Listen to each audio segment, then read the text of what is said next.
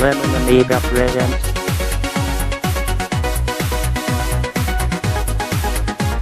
a Playguide video review.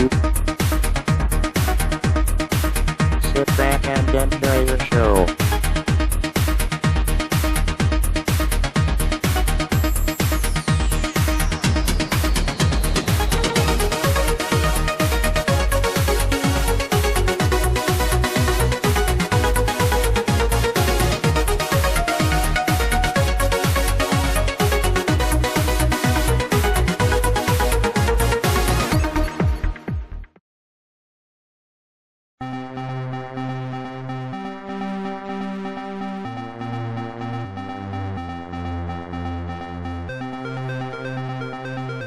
Hey there, once again, welcome to another Lemon Amiga exclusive play guide and review.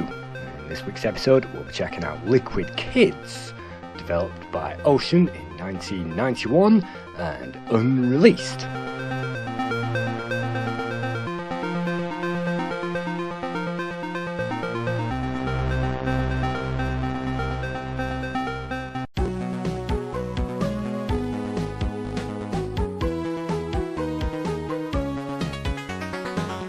Liquid Kids opens with a very attractive attract mode and similar music to the arcade.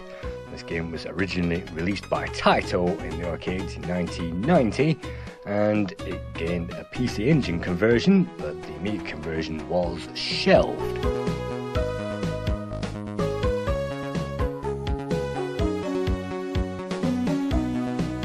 If we leave the title sequence to roll, you'll be introduced to the game's introduction sequence.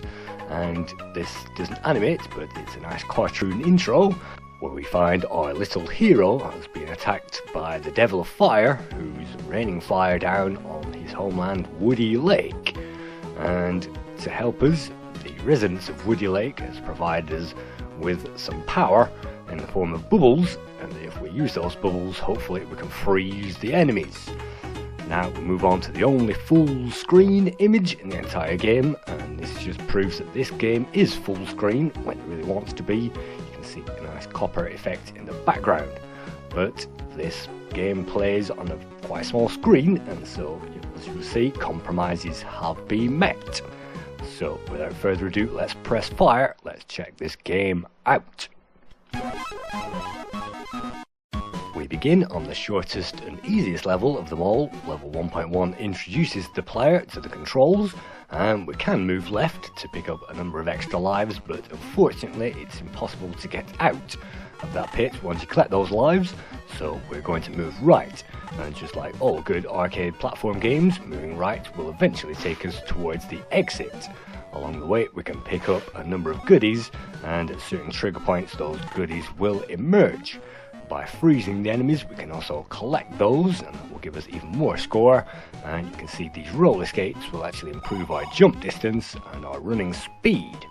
And some of these enemies will respawn if you return to those trigger points, and if they hit us, well, it's a one contact death, so you'll have to avoid all those guys at all costs.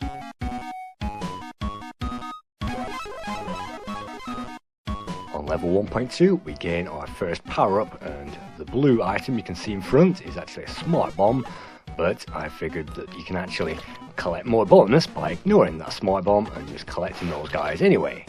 Just like Bubble Bobble, if we freeze more than one together, then we can make contact with one and that will defrost the rest. We can actually ricochet items into each other, throw enemies into each other, and that will hopefully make them collide. And just like this we can then collect the bonuses.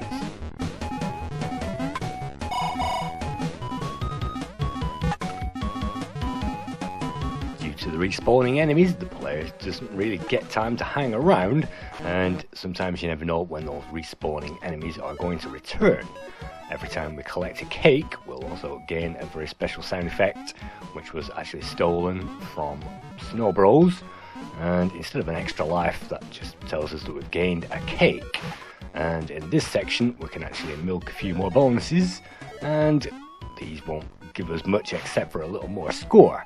But instead of going through the exit, I'm choosing to collect those bonuses, and by watering these seeds we can actually activate a bonus level.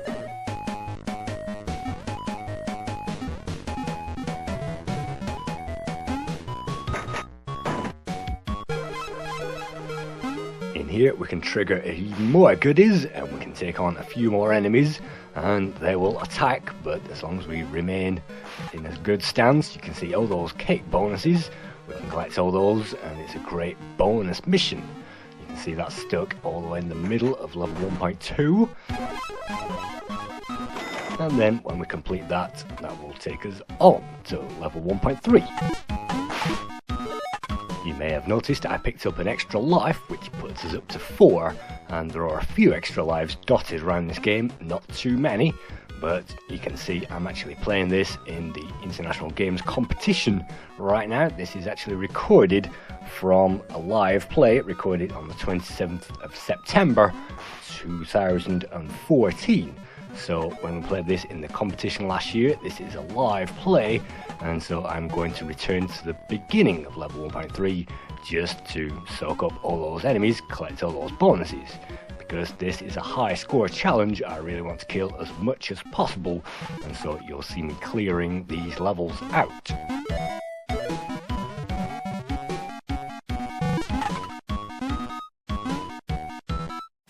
So unlike many of these play guides, this one was actually practiced and achieved at the height of my talent with the game. And you can see by using our weaponry, we can move those wheels in an anti-clockwise direction. That will save us falling on those spikes, give us some more bonuses as well. And you may just notice there is a seed on this corner that will lead to another bonus room. And if we are very quick entering that bonus room, we can actually grab an extra life and leave before we get massacred by all those enemies. It's not easy, but if you pull that off, that takes you all the way back to 1.2 to the same bonus room again, where we get the same cake bonus. And you can see activity on these screens is mayhem with all this activity going on. That returns us back to 1.3 without the extra life, but we can go back to the start of the level and milk those enemies all over again. So while I do that, we'll just move casually into the comparison zone, and from here you can see Toki, the same producers went on to Toki in the same year, and that's why those games look pretty much identical, great graphics, and again the same team more or less went on to create Pang, and Ocean France also created Snow Bros, the unreleased game, yet again from Ocean France. So I think this has got great graphics, particularly compared to those games, and I'd say it's relatively arcade quality, particularly for an Amiga. But you can see this big black border around everything. That means some compromises had to be met, and just like Toki, well, sometimes you have to make that screen smaller to keep these frame rates up. I'm just going to milk those, don't get killed there, I'm just going to try to milk those bonuses again and risk life and limb. Remember, this is a compo run, so I don't want to waste any more lives. And so let's collect those bonus items, and I could move right at the moment. That will take me on to the end of level boss, but a very slightly easier, and I do mean very slightly, is through this bonus room.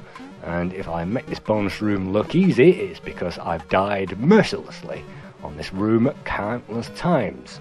And the very fact that I've died mercilessly means I can now get through it. But if we complete this room, it should take us on to the end of level boss straight away, and I will be showing you the alternative route, the normal route to that boss a little later, and you'll find that's much harder. So clearing away all those enemies. No, we do not gain extra lives at score checkpoints, unfortunately, but we can get rid of those enemies once they have respawned. That should be it, and that leads us on to the end of level boss.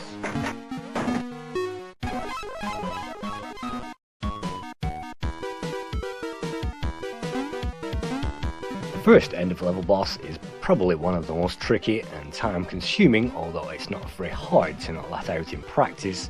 If we stay below the bottom log, that means we are virtually protected by that guy, and so if we keep dipping under our protective zone, we can lob in the odd ball of water, whatever that is, liquid droplet, and that will put out its fire, and the enemy will then be dead.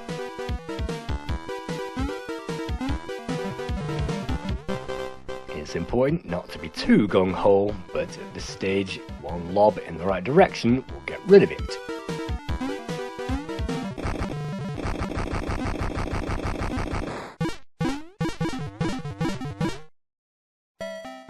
And then, just like the arcade original, we have a choice of 2 doors. Both of these doors will lead on to alternative levels, so the programmers have provided a very long trip through this game. I'm just going to take all the doors on the left on this playthrough because I find those a little bit easier, and we gain extra credits at score checkpoints. Not that that gives us any extra lives. Instead of a map, we actually gain a cartoon animation of our guy flying around on a dragon, and that means we can visually see where we are in this game world, and it's great to see that just like the arcade. So I think already this game has been well programmed. You can see on this level the backgrounds have disappeared, but that doesn't spoil this game and keeps the frame rates up. And the collision detection is fine. You can see I'm trying to avoid that guy. If I manage to hit him, that fish will turn into what looks like a chicken, and then you can use that to collide that with the enemies. If we ride on top of this raft, we'll be invulnerable, but sometimes the raft prevents us from scoring all these hits. So once again, it's a balancing act because these guys will respawn just like that, and if they respawn just as we are in contact with them, we'll die.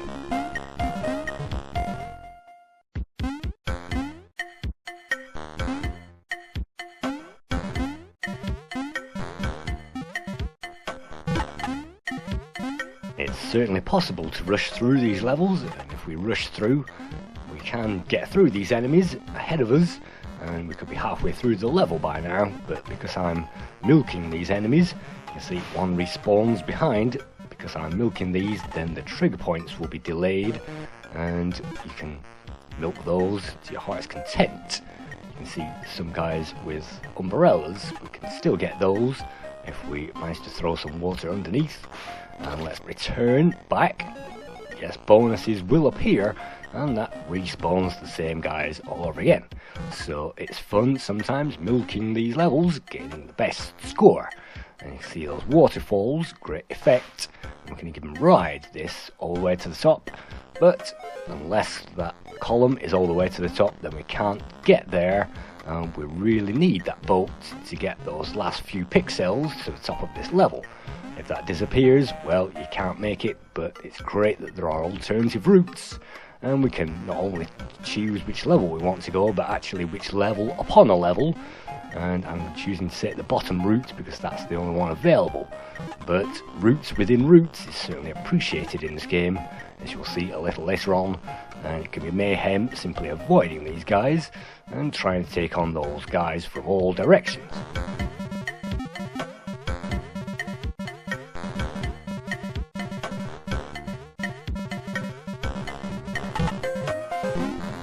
Just like Bubble Bobble and Snow Bros, the enemies will thaw after a time, and that means you only have a limited time to get those, but if you keep throwing water in, hopefully they'll refreeze. And yes, this boat, if you hop on to the left hand hanger there, press your fire button, that should take you across this lake. And you may see that in action. Look at that, the fish acting like homing missiles. They can certainly do that, and look at that, one dive bombing us from the top. Again, once they're dead, so that's fine. So it's sometimes best to take our time and survive in these levels rather than rushing through gung-ho. But look at that, by jumping on top of the boat, we can actually get onto that top level, just like that. And that's not really a cheat, that's just a feature of this game. You can use items to gain your way to other items, and so nothing in this game is inaccessible. This is also a safe spot that we can use to defeat the enemy on the corner, and if we jump right down there ordinarily, that might kill us. So it's probably best to defeat the enemies before we try to take on the fish. And trying yet again to get those extra bonuses. Can we rush in time before they defrost? No, but we can take those guys, and we can attack those guys using, well, look at that, it even takes us above the level. It's great that we have the ring, the life preserving ring, so that they don't die, so at least that gives the player confidence that they can get across water. And thank heaven for small mercies in this game. Unfortunately, those green things you can see flying around cannot be hit, and if you land on top of those, you'll die.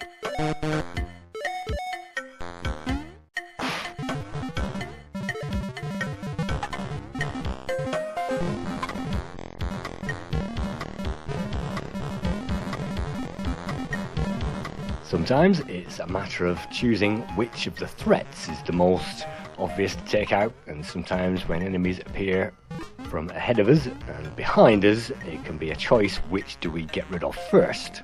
Luckily we've made the right choice, we've defended both sides, and on this section there is a lot of fish down there, so again I'm going to use the safe spot to accumulate those fish, and then when I think it's safe I'm going to dive down.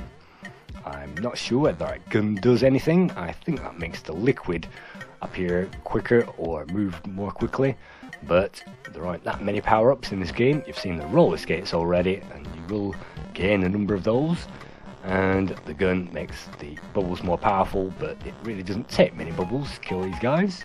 And there you go, let's just jump down and continue moving to the right. We will find yet more enemies. And it's sometimes a dodge 'em up, and sometimes you can be very unlucky if an enemy is chasing you across the screen. You have to turn around and hit that thing on target. But just to show you another secret thing, if you jump up this waterfall, that reveals a very odd item on top. It looks like 2 trophies, and if you get rid of those trophies, that will lead to a bonus item. So triggering the enemy so that it stops respawning. We can then get rid of these cups, and you can see droplets of water above us. I don't think they harm us, but when those cups disappear, those drops will stop, and that is the free mystery item. No idea what that does, but it's great to have mystery items on this game, and if we are quick, we can get rid of these guys for a huge bonus. If we continue up here, that will lead to the end of the level, but we don't want to go to the end of the level, we want to continue, and we want to use a bonus door. So safe spots in this game are vital to memorise, and then you don't have to complete the level the hard way.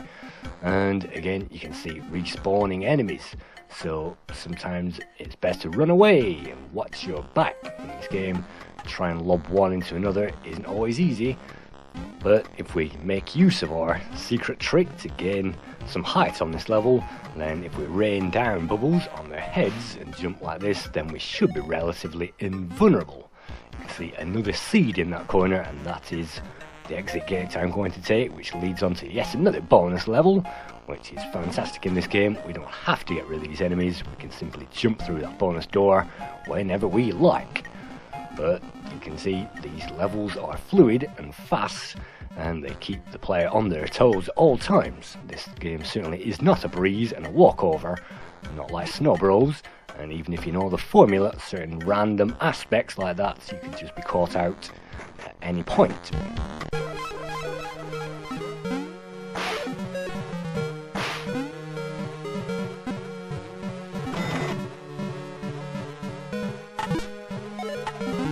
This bonus stage is another prime opportunity to get killed, but by chasing those guys across the screen, hopefully the other aliens will respawn behind us, and as long as we keep heading to the left, we should be fine. And there are bonuses to be gained, cake bonuses, and yes, it is possible to jump up onto that thing and jump up and ride the level on the top platforms.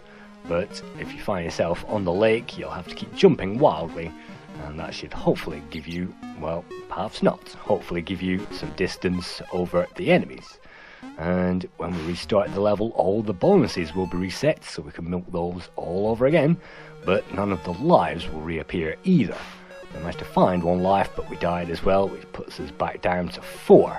So at this point I could continue to the right, and because this is a high scoring run, that's probably what I'm going to do. And again, it's probably best to milk all those cake bonuses if you're completing a high scoring run like this, or avoid those like the plague if you are not.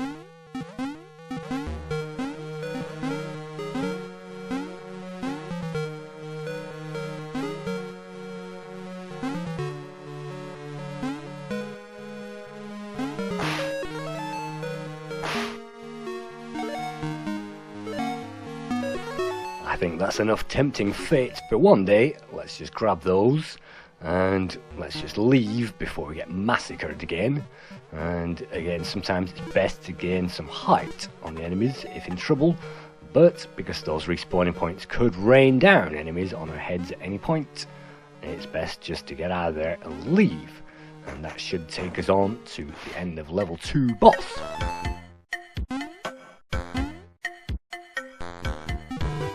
The second boss is probably the easiest in the game, and as long as we hop down onto this middle platform, start hammering about here and hammering to the side of that thing, then some of its damage will be depleted, and if we move down onto this platform, onto the edge, keep firing, that should remove the rest.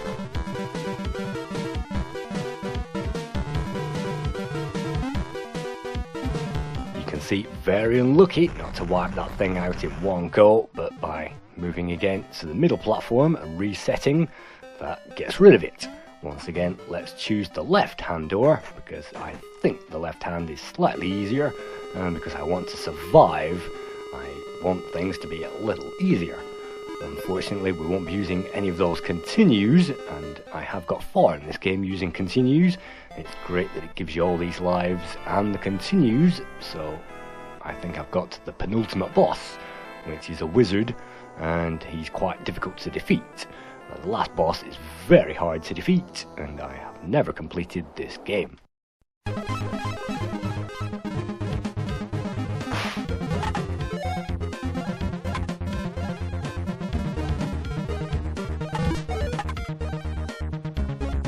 Just like most platformers, there are pits of death everywhere, and if I'd have leapt off the bottom of there, I'd be dead right now, and sometimes trial and error is the only way the player will get through it. And in this section we have to jump and ignore all these bonuses, because the blocks will collapse, and so if you hesitate for a second you will die, and if you collide into this sub-boss you will die as well. Luckily, if we keep hammering into the side of that, then its bits and pieces will fall off, and I don't think you gain any score for these huge bosses, but you gain score for the little enemies which pour out of that thing. And you have to keep your eyes wide open on these levels, because you might find seeds in the landscape. You can see a seed up there which I could activate to go through to yet another bonus level. Let's see if that is actually possible, and there you go, and hopefully that will take us on to even more score.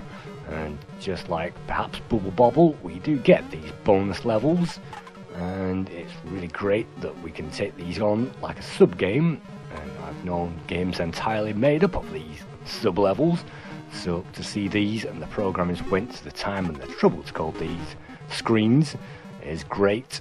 And we can still be under attack from both sides, so I have died on these screens, and if we aren't careful we'll move through the bottom exit door.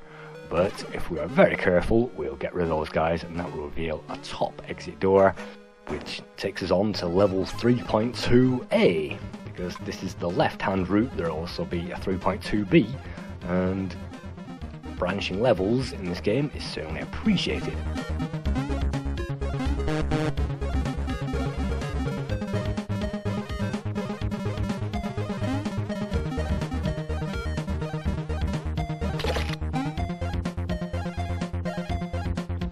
Even the bonuses on this elevator are protected by spikes, and is yet another thing that the player may have to learn by trial and error.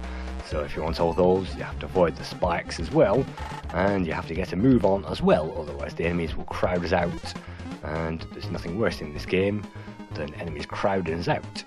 You may have seen I actually spawned the guy above there, and that's life over. That was a mistake. If you don't spawn that guy straight away, sometimes you can leave him until you get onto that top level, but yet again I've spawned that guy, and he's going to kick our ass if we're not careful. So tips have to be remembered in this game, and not spawning that guy is probably a good idea, because those guys fire at random. Sometimes you can't always squeeze in the middle of that firepower.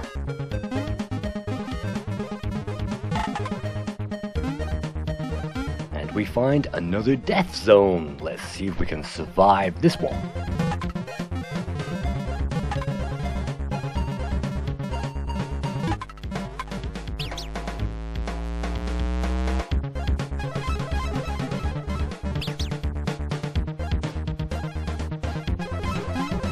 luckily it doesn't take us too far back in the level when we die, and if we are patient like this, then hopefully we can get rid of those guys before we jump down onto those lethal spikes they are carrying. And if we take our time, it can be great in this game, but the player has to keep going, they have to keep moving forward, because they will be surrounded by enemies otherwise. So it's definitely difficult, it's not a pushover by any stakes, and it will test the player out. Luckily, we have some great music on this level, and that helps a lot.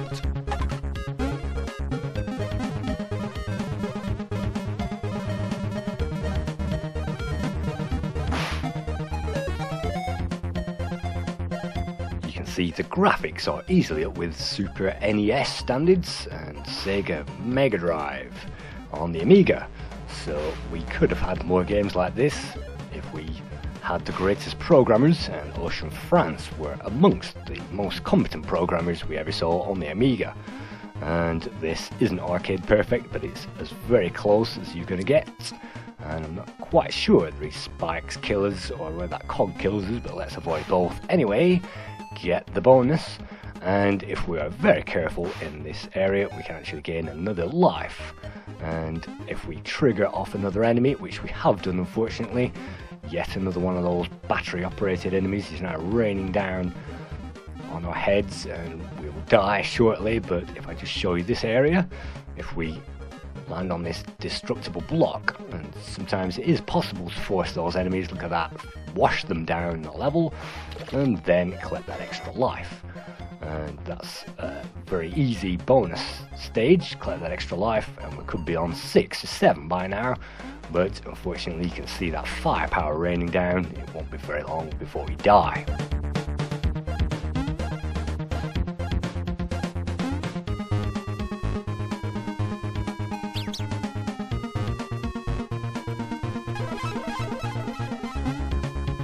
And it's easy to make the same mistakes again. But just to continue on the history of this game, it was a conversion of the Taito original arcade machine from 1990, and Taito originally created New Zealand Story in 1988, which I think this is the sequel to, because they didn't really create many platformers between.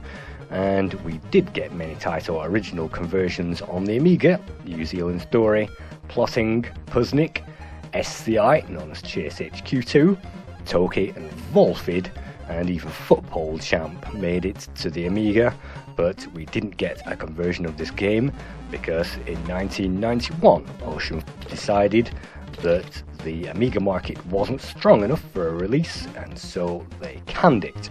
And apparently the game was perhaps 90% complete at that time, and I presume it's still 90% complete now, although as we'll see later on, every single bonus stage is in there, and so as far as I'm concerned, it's arcade perfect.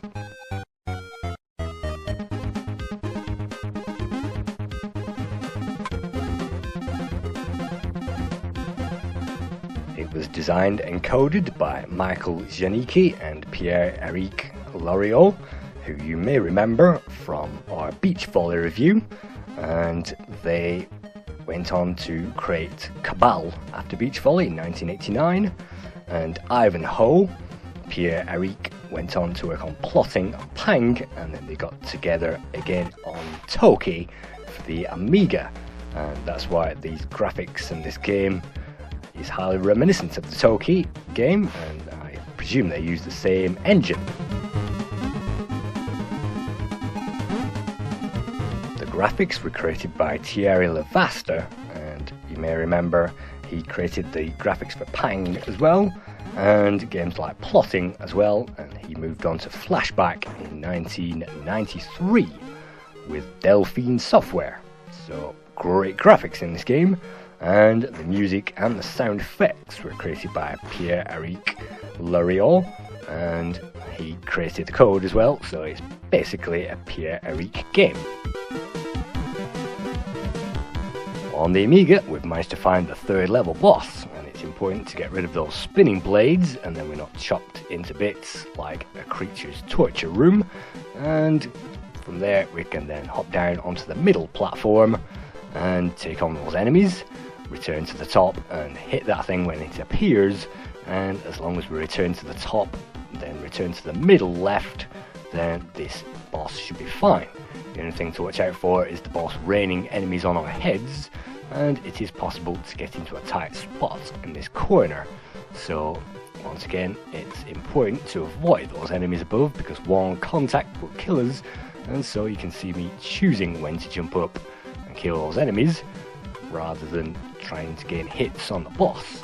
And we can only gain hits on the boss if we are on the same level as it, so it's important to play the long game, try to kill as many enemies as possible, and then return to the boss.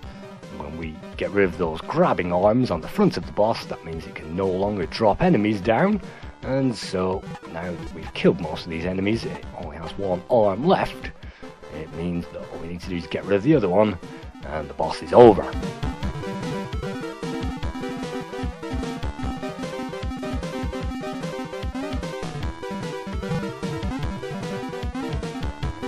To make life just a little more difficult, a random enemy will appear on the top level from the right, so you can't always jump up there, and when we destroy the final grabbing arm, the enemy will move across the screen even quicker, so we have to jump out of the way more quickly, and we have to take down that boss even quicker. But you can see no more enemies on this level, so you can see that damage bar at the very bottom is now beginning to go down, and now the enemy is defenseless. Hopefully the rest should be straightforward.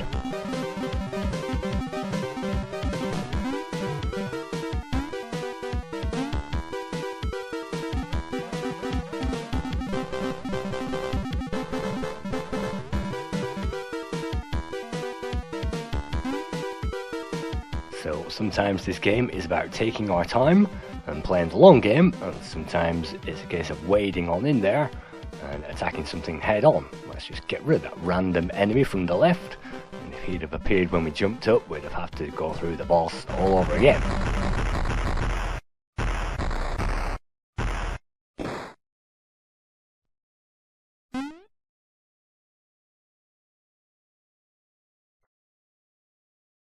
Let's continue on the left.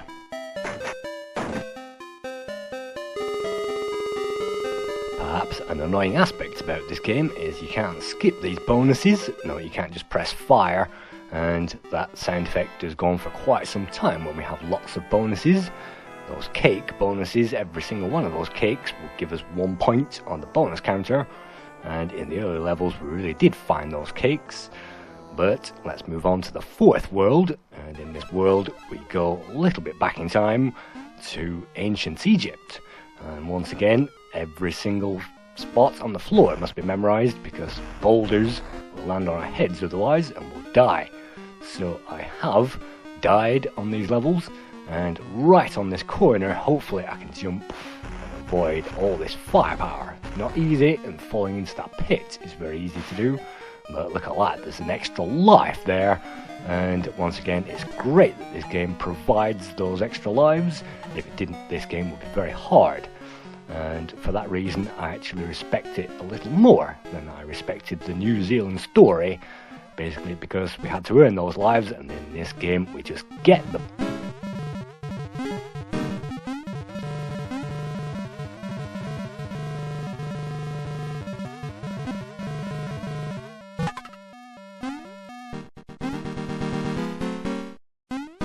The hardest part is to know when to run away and when to survive, because those enemies jump around. It's important to get rid of those, and there is actually an enemy to the left as well which will throw us around the level, so even hidden enemies begin to appear at this point, hidden traps, and you can see another enemy below there, and spikes that we can land on just by moving the wrong direction in this pit. So let's pull to one side, and unfortunately we pulled straight into an enemy. The game does give us a little bit of a shield when we die, and that will remain for maybe 1 second, and will flash and be invulnerable during that time, but that second soon disappears. And look at these rockmen. I love the graphics in this game, I love the playability, the smoothness of the controls, this great music, but look at that, just turning back enemies there, just throwing out is difficult, and the collision detection is pretty merciless in this game. If you get hit by one touch, you're going to die. You can see we're on 0 lives remaining now, having mercilessly died in this very small area, and these enemies really do take some hits. But you can see in this section, lots of raising and lowering chains. It isn't actually possible to jump across and time that perfectly without getting killed. So what you have to do is to jump above those chains into a safe spot, and just for that you will gain some bonuses as well. So moving on those invulnerability spots is a key to this game, and if you can do that, you can survive.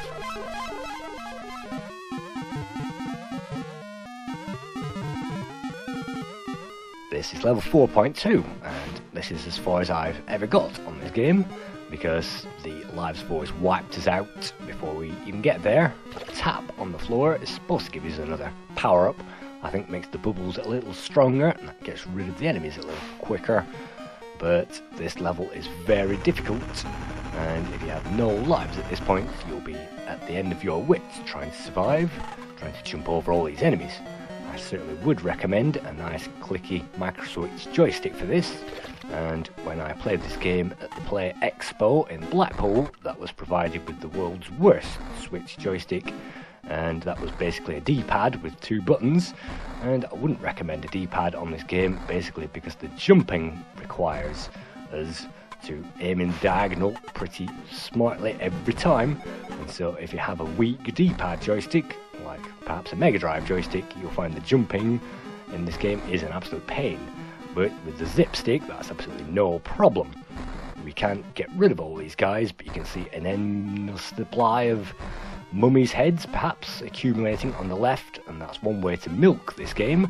Simply stay there and get rid of those guys. We have an unlimited time limit, so there is every point hanging around. But look at that, that's the death of us, and that's the usual spot where I died, and I think that is the high score, or my highest score I scored in the Lemon Amiga competition.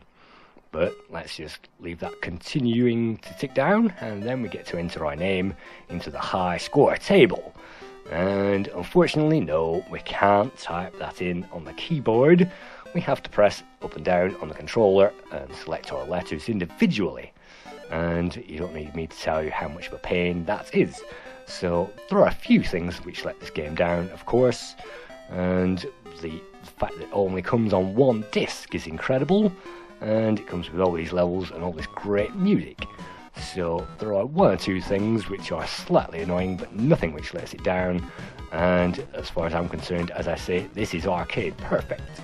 But just for the last 10 minutes, let's go through the alternative levels, and this is level 1.3, you can see at the moment.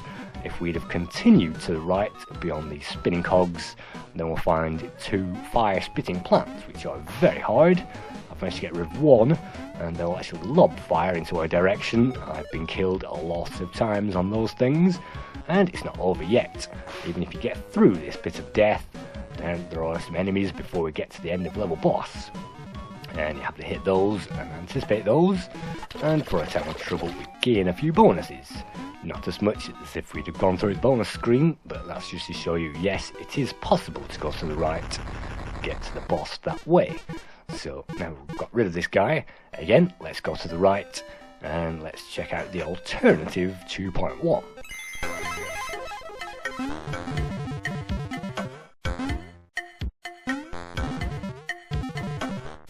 On 2.1, we'll even find different enemies from the usual game. You can see one of these sponges splits up into extra water bubbles or sponges or whatever that may be, and each one of those is lethal, of course. So even new enemies on alternative levels, it's really amazing to get those, and how you survive these things, sometimes it's a miracle. So I think these alternative levels are slightly harder, but that's probably because I haven't memorized these to find out where I'm going. And of course there are different routes to these levels. Sometimes you have to just battle on, hope that you get there in one piece. Look at that, raining down on our heads. Sometimes it's great and a joy when that happens, and sometimes it's quite difficult. So again, I could move to the left here and gain some bonuses, or move to the right. So let's risk everything, let's move to the left. And once again, I have no idea where I'm going on these levels.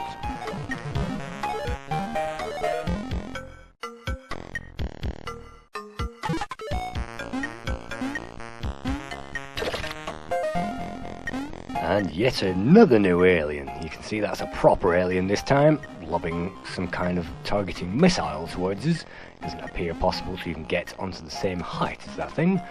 So again, are we going in the right direction? I have no idea. There is a life there, but that requires another route. And perhaps this route yields more bonuses, but I certainly find the real 2.1 to be so much quicker than this. And more bonuses above there.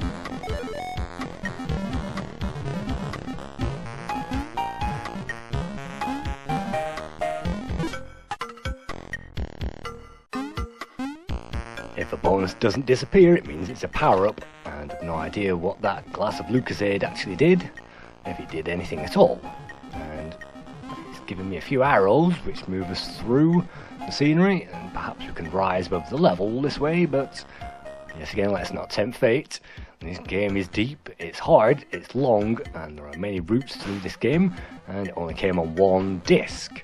So the mastery of coding involved with this game is incredible, and it certainly outshines many arcade conversions on the Amiga. And it's a shame, of course, that this game was never released by Ocean, because yet again, just like, well, that's another death. Just like Snow Bros, I think this game is coded to perfection. It's a masterpiece. There aren't any bugs in this which really spoil it, and even those instant deaths can be avoided. As long as we aren't under one of those respawning points, that's not too bad. And I think this game, well, very lucky there, I think this game would have sold 1 million if they'd have actually released it. But, well, look at that, very difficult again there. So I've actually got one of those aliens. It is possible to get that thing, but it is unfreezing, so I don't even know if it's possible to kill these.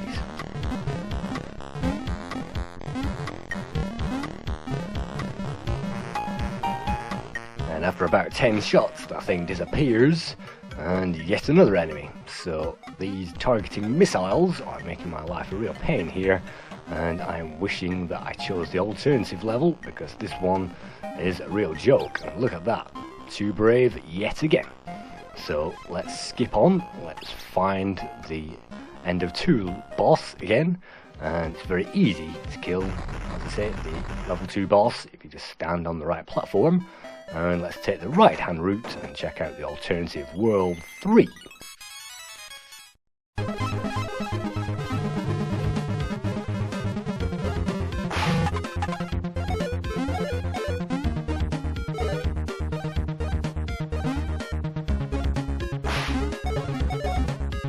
Perhaps World 3 contains the best drawn graphics, but with all these orange colours on the screen, it's pretty easy to have things blend into the background. You can destroy these moving effects moving in from the right, whatever they may be, and you can also destroy these guys as well. Look at that, even more bonuses, and there is an extra life in the next section as well. So it is a great game with lots going on, and I love the fact that all these bonus rooms are present, so they don't even have to do the level. You can simply skip through it, and that skips us through the game. And that takes us all the way on, and look at that, we are at the exit already. So sometimes those alternative levels, if you take all those exit doors, can be pretty quick, but sometimes you have to survive in this game, so it's up to the player which way they go. And again, we're taking the alternative door from 3.3, and that leaves us onto the alternative 4.1b.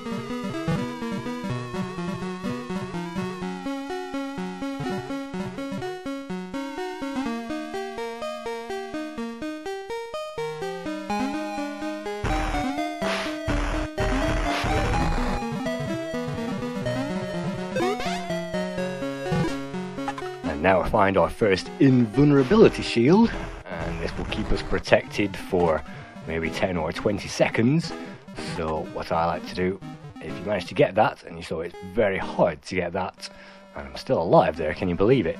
It's very hard to get that invulnerability shield with all those enemies raining firepower down on our heads, and even blocks collapse in this game. But yet again, there are alternative routes, and if I can get there, if I can survive, and another life as well. So sometimes these hideaways repay the player by giving them extra things to do.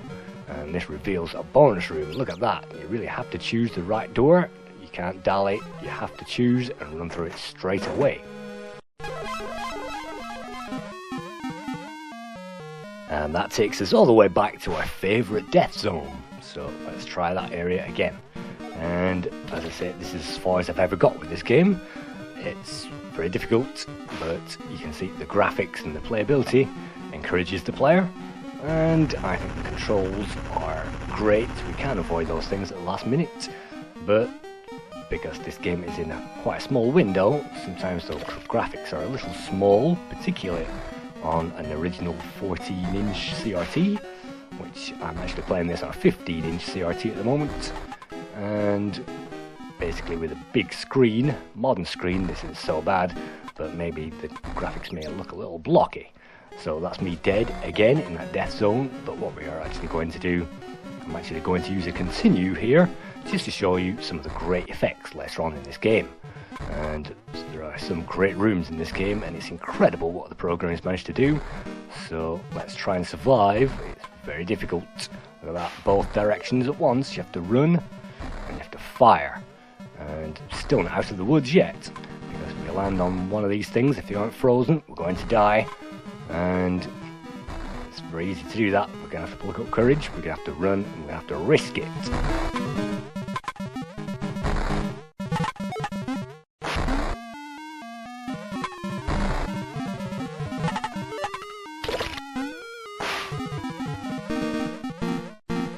And now I find even more new enemies. Sometimes you'll see me jumping over the floor, and they are actually aliens which are about to grab us, and mummies in this case which are about to grab us. So if you see me jumping wildly over blocks on the floor like that, that's to avoid one of those guys, and you can see something grabbed us, threw us down the level.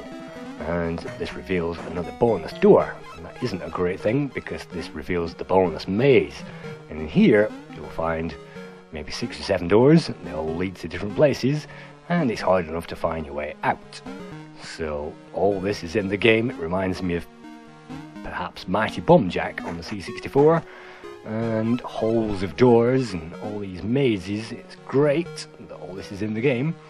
Do we try and even risk going through that gap? Well, no, actually. So it even gives us different ways to go through the bonus rooms, so that we find even more bonuses.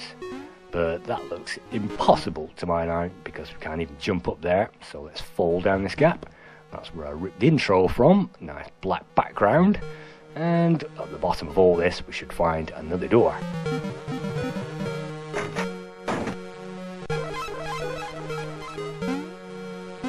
Of course, there were no magazine scores for this game, but I'd like to give this an 8.5 out of 10. It's beyond good. It's really been great coded, great graphics, great sound and everything. So 8.5 from me. Thanks for watching another Lemon Amiga game guide and a review. Hope to see you on the next Playguide sometime soon. And yes, this probably isn't the right way to go anyway. So thank you.